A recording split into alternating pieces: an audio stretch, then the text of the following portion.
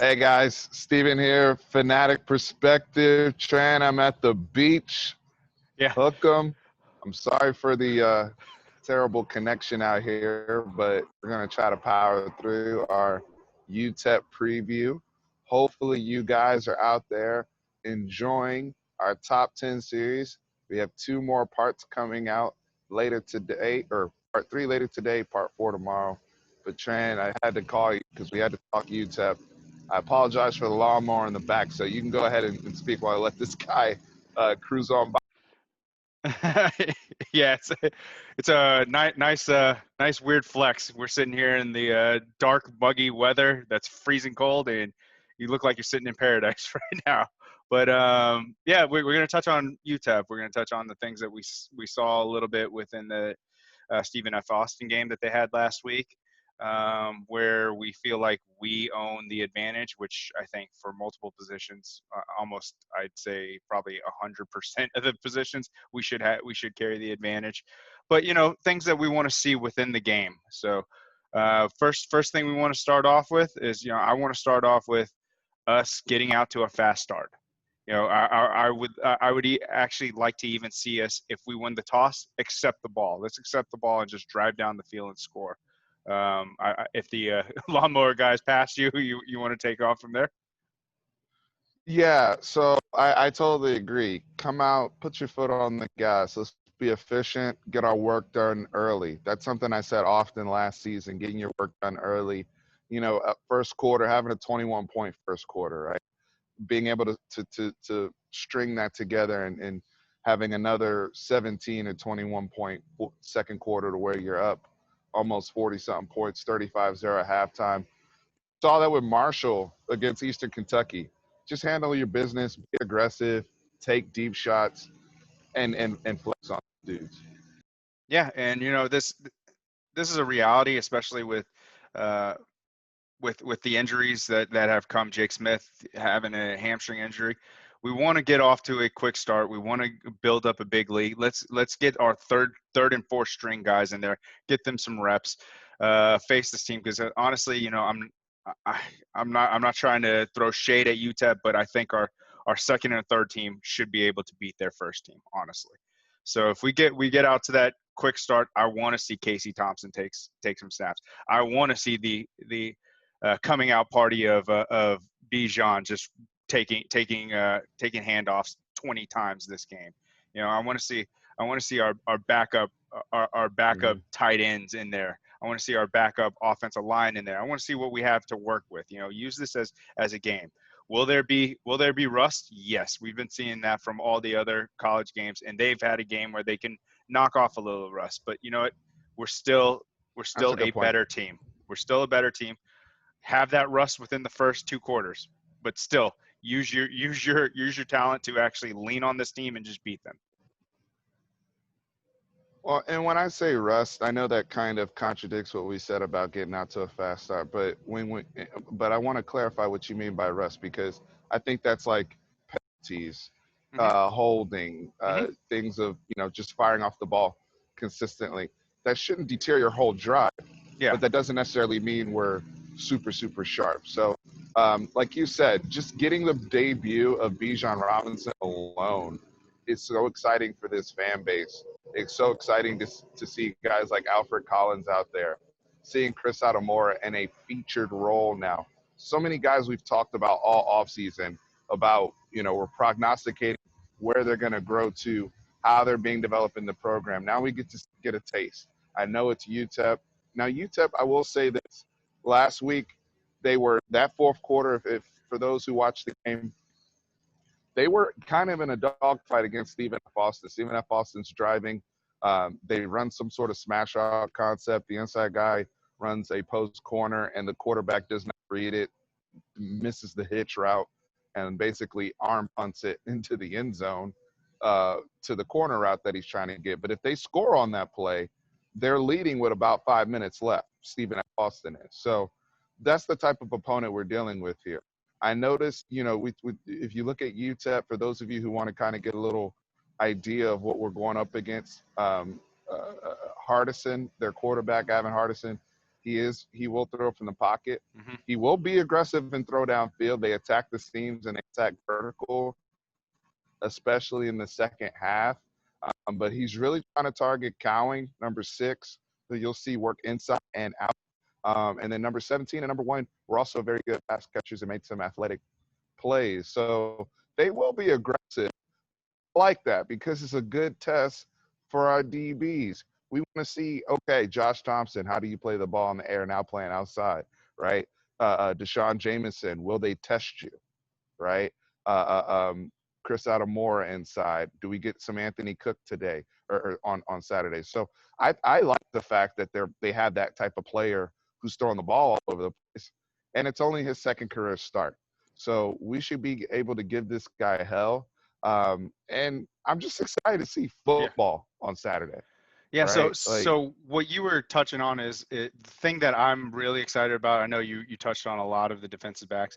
I'm excited about seeing the defensive line because this is a good not test for them, but it's a good game for them to actually pin their ears back and get after the quarterback.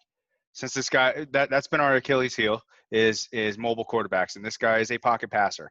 And like you said, they do test down the field. That means that they're longer developing plays, meaning it should allow us to get to the quarterback and cause those QB hurries or even those QB hits as well.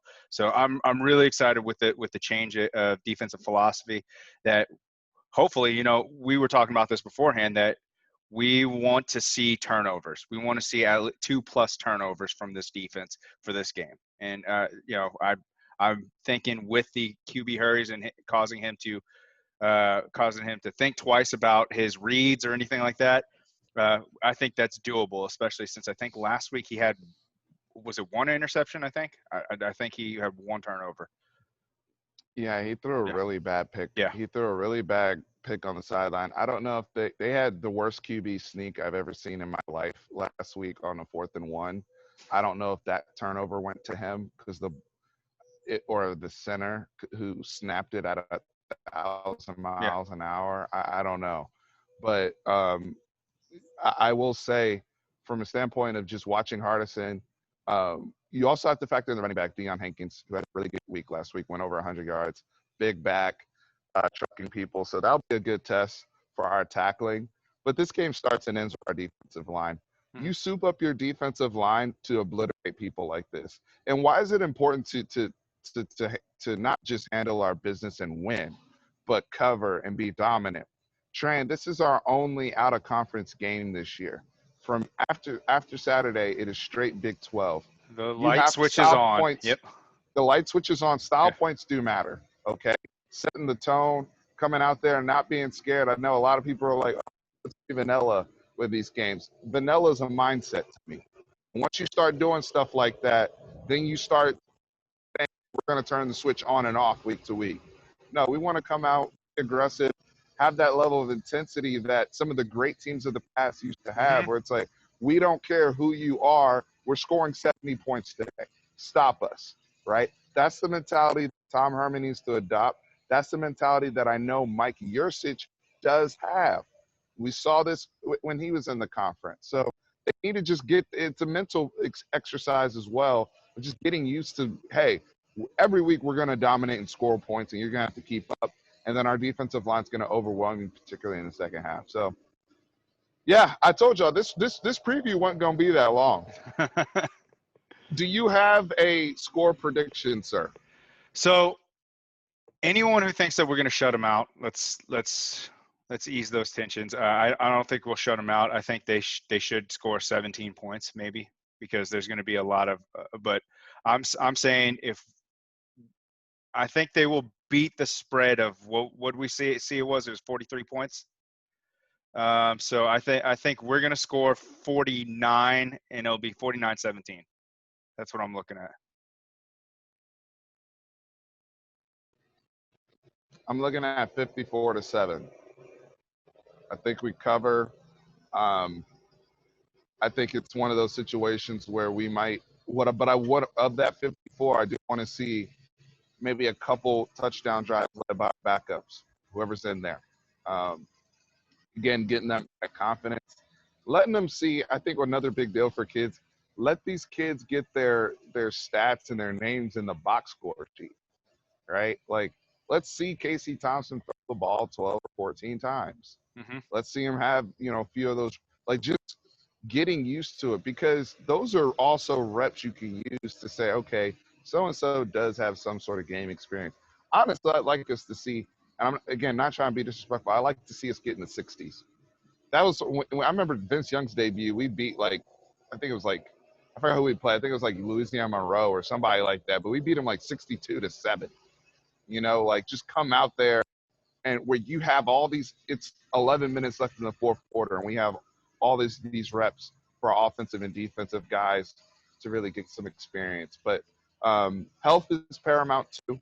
I know I feel like I'm actually going conservative here, because I also know that Chris Ash wants to send a message right off the bat that they're going to have a stout defense, and tackling is going to be one of the things that many of us are going to be paying attention to after all the hoopla about the rugby style tackling all season. So a lot we're going to be able to kind of check off and see their progress.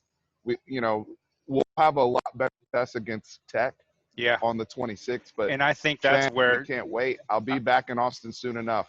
Yeah, I think that's when Ash is going to try to send the messages is on Tech, is against Tech. I think that everyone thinks that we're supposed to dominate UTEP. So I don't anticipate us just.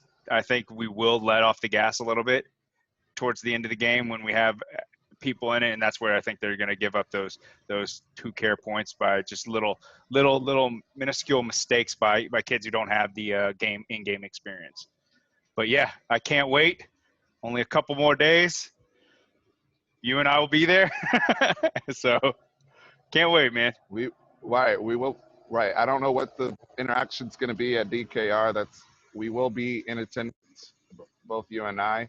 Um, you know, and we will definitely report night of and afterwards with our own experience and what we saw at the game, just to set expectations for anyone who feels comfortable enough attending any of the college football games. So, Trent, I appreciate you, brother. Thank you for doing Appreciate this. you, man. I'm sorry guys if there was any ins and outs on the connection here. I am at the beach, so it's all on my end, but brother Trent is running the ship right now and was able to get me on here for a little bit so we could knock this out for y'all. So appreciate y'all. Y'all let us know what your comments and predictions are, and we'll see you on Saturday.